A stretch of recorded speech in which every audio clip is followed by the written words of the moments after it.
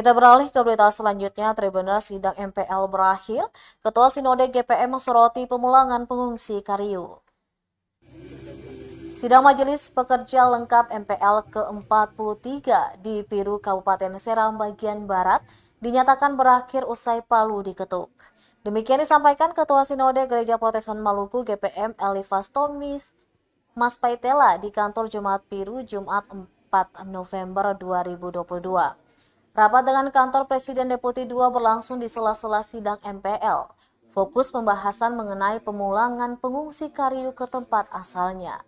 Terangnya Kariu pulang perlu dilihat sebagai satu komitmen masyarakat Maluku memelihara dan membingkai perdamaian antar orang bersaudara. Elifas mengungkap rekonsiliasi itu merupakan tugas penting seluruh elemen keagamaan, baik Kristen, Islam, Hindu, dan Buddha yang ada di Maluku. Selain itu, rangkaian amarah maupun dendam ditinggalkan, biarkan Kariu kembali dan menjalani kehidupan di tempat yang selayaknya. Sanjungan dipersembahkan untuk pemerintah pusat, sekaligus penjabat Bupati Maluku Tengah Muhammad Marasa Besi yang memulai tahapan positif.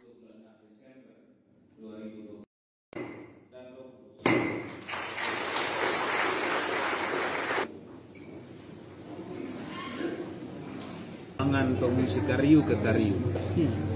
Di sela-sela MPL ini juga saya melakukan rapat dengan kantor staf Presiden Deputi 2 dalam kaitan dengan persiapan rencana pemulangan pengungsi Kariu ke Kariu.